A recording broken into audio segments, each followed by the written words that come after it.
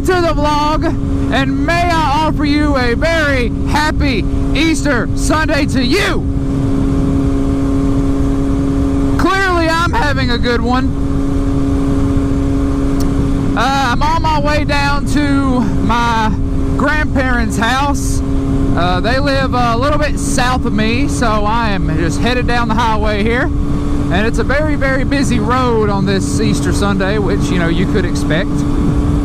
And so I just wanted to make a, I guess you could call it a classic vlog here, because I mean, there's I mean, you don't really see a lot of people vlogging anymore, unfortunately. I guess I'm gonna title this vlog, "Is Motovlogging Dead?" And in a short answer, yeah, it kind of is. And what I mean by that is that people still motovlog. I mean, you still got people like my friends Double R Rob and Two Wheel Logan.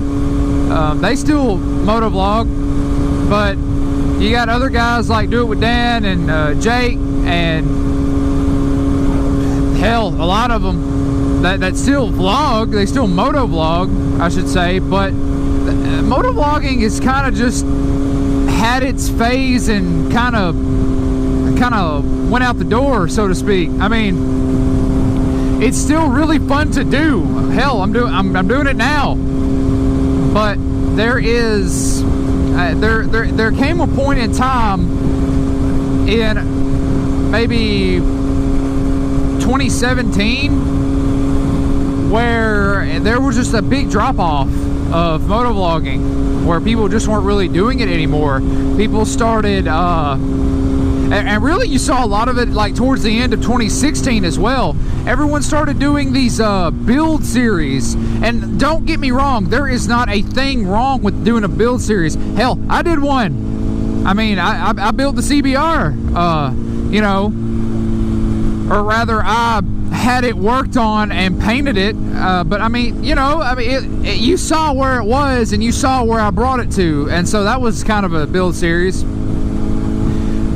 So, well, I mean, people got really into doing that sort of stuff, and there's nothing wrong with that. I love doing shit like that. I really enjoy working on bikes and working on cars and stuff, and even like computers and things like that. Just anything that can be put together, I've always enjoyed that kind of stuff. You know, when I was a kid, I used to take stuff apart, figure out how it worked, and then never get it back together. And that, you know, that's how you learn to do hands-on stuff like this. I just became like retarded for a second. Blah, blah, blah, blah. So I couldn't talk. But you got you got the guy, you got all the people that did that, and everyone did it. I mean, everybody did it. You go to any vlog channel, motovlogging channel, especially like the bigger ones, and you will find something, you know. And there's all, and I'm talking about like a big something. I'm not talking about I installed LEDs in my you know, in my bike. That's not what I'm talking about. I'm talking about like even Jake's bolt shit on series. I guess that's kind of what I guess that technically doesn't really count, but at the same time, he made a series about it. It wasn't just, okay guys, I'm making a video about how to put on these really awesome side markers, blinkers, and then a couple months later, okay guys, I'm putting a new headlight in this bad boy, and a couple months later, okay, time for an exhaust. You know, it was everything all at once, basically, you know, at least in a very short amount of time, you know, because I've got videos on the channel where I you know, worked on the bike or put the headlights in, or you know, did small things like that, you know.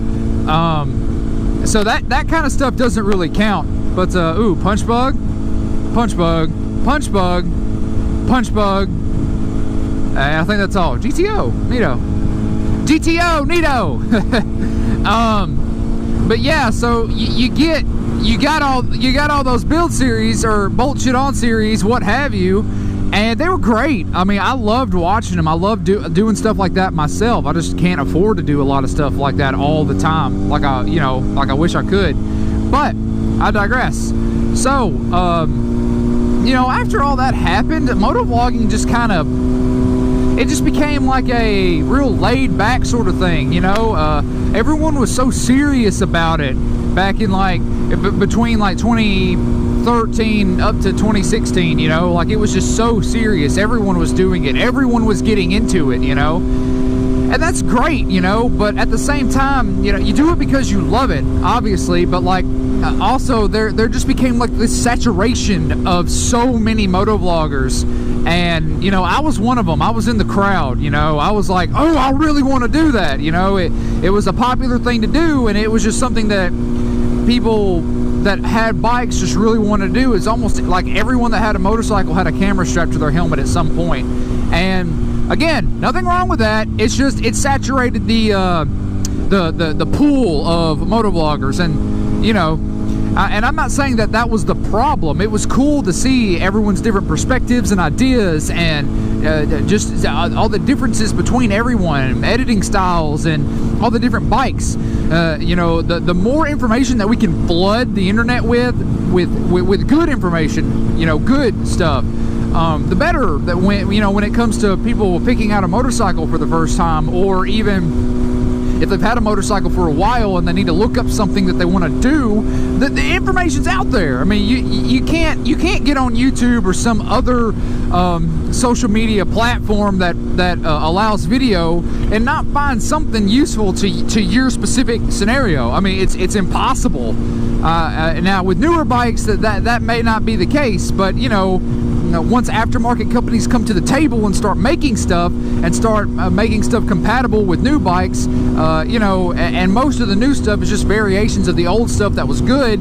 you know, you'll get that information sooner or later, or you can be the one to come up with it, you know. That's what is so awesome about social media these days and the different platforms. And you know, the reason I'm saying social media stuff and not just YouTube, it's because YouTube is like shit in the bed right now, and so we're not going to talk about that. That's not what we're talking about in this video. But it's just motovlogging is kind of a dying art, and you know, it's not really going to mean a lot coming from someone like me. Which, by the way, we just passed 160 subscribers, you guys. That is fucking awesome. I am so stoked that we got up to 160 so fast. Like, we were kind of hovering around like 75 to 90 there for a while, but this year I've gotten so many subscribers. Just and thank you all so much. It's amazing. I love it when I see people subscribing to the channel and people commenting on my videos. That makes me feel really awesome, and I'm glad that I can help a lot of you. So sorry, but we broke off into a tangent, but I just want to say thank you so much for all your support and everything. But back to the subject. You know, I'm a smaller channel. You know, take it or leave it. I'm a smaller channel. You know, and so my voice will not carry as much weight. My opinion will not carry as much weight as a bigger motovlogger, and I know that. But I feel like a lot of the bigger motovloggers will agree with me because they're doing different content. That's the whole point, ain't it? You gotta come up with new content all the time. Dan, I love watching Dan. You know, I actually met him in real life. If you didn't know that, I got a video up on the channel. You can go check that out. It's I met him in Birmingham at the at Barber. So go check out that video where I met him. You know, super great guy. So. But, you know, he makes different content, and so does Jake. I mean, some of their content is them literally just talking into the camera, you know. What's up? I hope he finds this video, that guy that I just waved at. That'll be cool. But, you know, he makes different content all the time. You know, he's got the Corvette and his truck, and, you know, he's got a bunch of different bikes now. Now that he's got a DRZ and stuff, he's getting back into it more. But for a while, you saw more just like regular just face-to-camera vlogs, and like his gaming channel, he's been doing a lot with that too. And so, you know, And I love his like reading mean tweets, and when he talks about different subjects like about YouTube and things like that. I like watching those videos where he's just sitting down and talking into a camera. I really enjoy those. But he is doing different stuff, and so is Jake, and so is Motonosity, and so is you know, a lot of people. So, oh look, Cuddy, whatever that means. But you got all these guys doing different stuff, and there's, like I said earlier, there is not a thing wrong with that. It's just, is motovlogging dead? And I'm gonna say yes. But that doesn't mean that it's gonna go away. When I say motovlogging is dead, I'm not saying it to piss anybody off or to get under anyone's skin. Let's just get that straight right now. I am not trying to piss anybody off. All I'm saying is that it is not what it used to be, and no one can disagree with me on that. Because I get on YouTube an unhealthy amount, and you can ask my wife.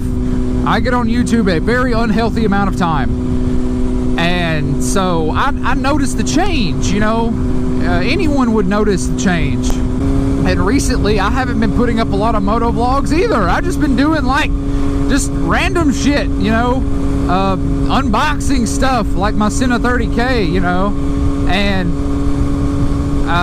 just doing some stuff like just daily vlogs. I did a couple daily vlogs to see how people like them, and they didn't do too hot, but you know, they were still fun to make regardless.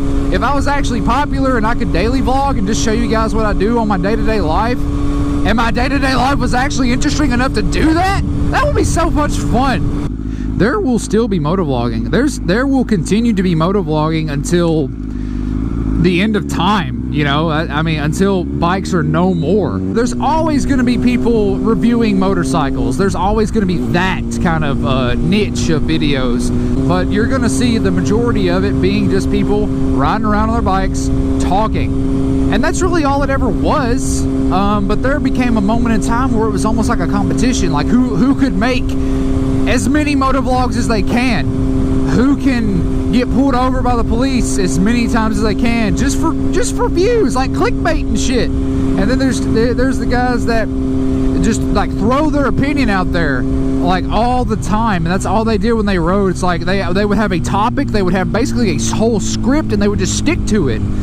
And I mean, I didn't dislike those kind of videos, but they also weren't really my favorite either. I mean, you know, it kind of gets old after a while.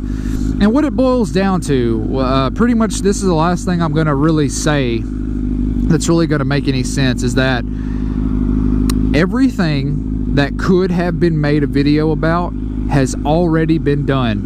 And that is the biggest problem. If you think of it, if you think of an idea for a video, I dare you to go to YouTube and just kind of type in whatever idea you had. I promise you someone has already done it. And if they haven't, make it. Make that shit. Because especially if it's a good video, if it's a good idea, like something funny is always going to be good content.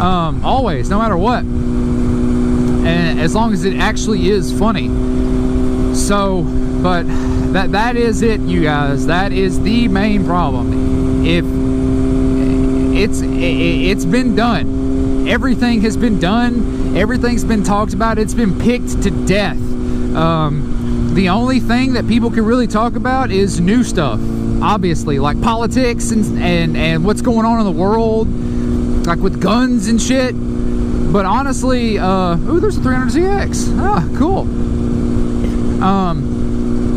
But you know, there's always going to be that video, and you don't have to be on a bike to talk about politics. I mean, I'm just saying that there's going to be people writing, and they're going to say, "Oh, I hate Trump," or "I hate Hillary," or "I hate whoever the next president's going to be," or "I love guns," or "I hate guns," or "I'm non-religious," or "I'm very religious." And honestly, I think that kind of stuff should just be kept off a channel that is based on entertainment alone. I really don't think that should be something that should be talked about, because honestly, wow.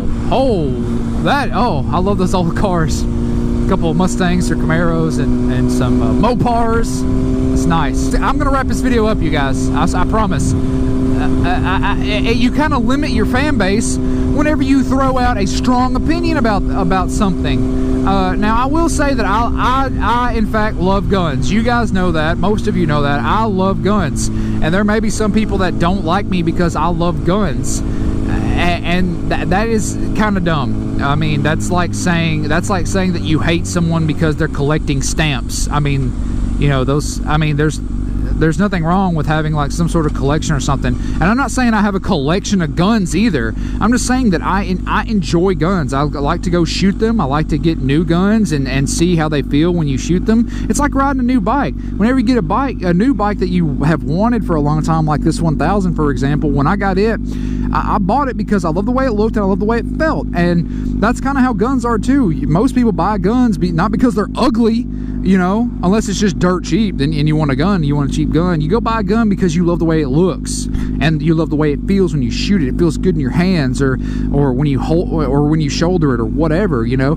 or you want a specific caliber, or you enjoy hunting. I mean, there's that kind of stuff. So I mean, you know, but anyway, to move on, there's always gonna be opinionated motovlogging out there. There's always going to be first rides and bike reviews, first rides about bikes, newer bikes, and there's always going to be people that motovlog just to spit their opinion out there about something like what I'm doing now. And so, you know, it is the prime of motovlogging, the peak of its popularity dead? Yeah, but I keep saying but. I think one day it will rise again. The peak of motovlogging popularity will come back. And that is going to be a glorious day, my friends. And so, with that being said, hope you guys didn't get too bored. Hope you guys enjoyed listening to my dumbass talk about everything. And I hope you all have an awesome Easter. And I hope that you're all from work and enjoying your day with your family. That's it. You guys have a wonderful rest of your day, and I will see you guys in the next video. Take it easy, everybody. Ride safe.